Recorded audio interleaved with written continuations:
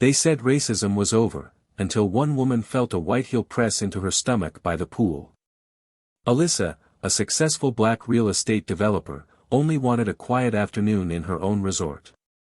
Instead, she was humiliated in front of everyone by a guest who believed she didn't belong.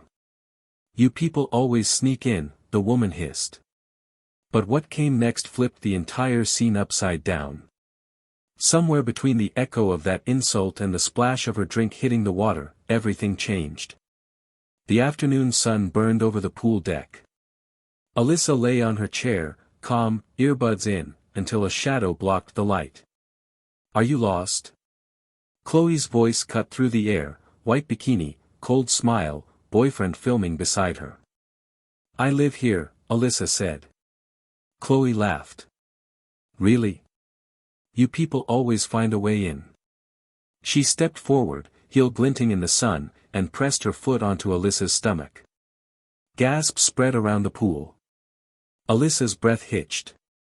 Through clenched teeth, she said quietly, "You really shouldn't have done that."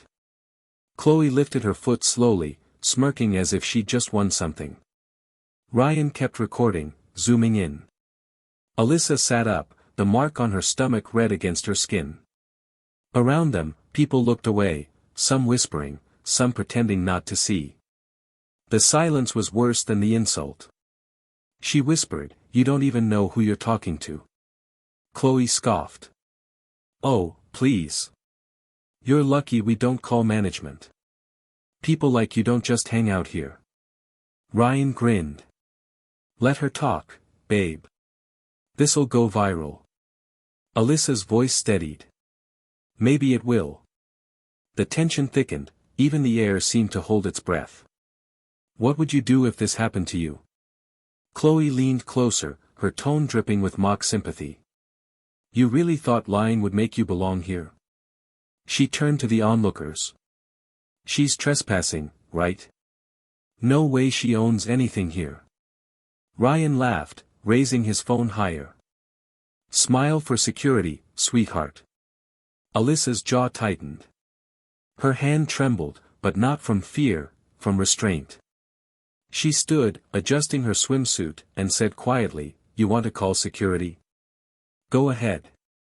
"Gladly," Chloe snapped, waving to the front desk.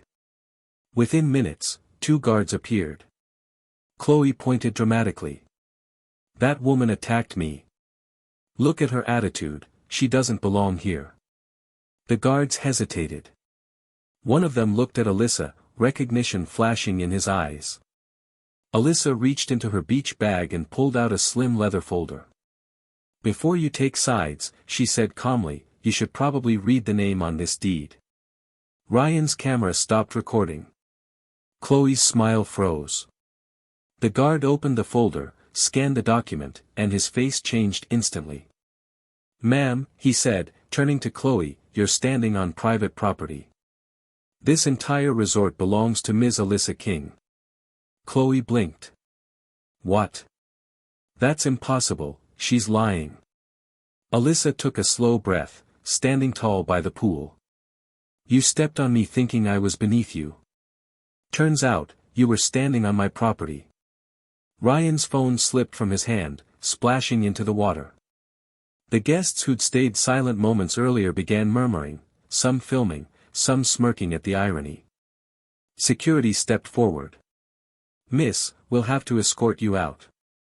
Chloe's face twisted in disbelief as the guards led her away. Alyssa watched quietly, her reflection rippling in the pool. She reached for her fallen drink, lifted it, and said softly, "Respect isn't about where you stand, it's about who you are." Then she leaned back in her chair, sunlight warming her face, while the sound of footsteps faded into silence.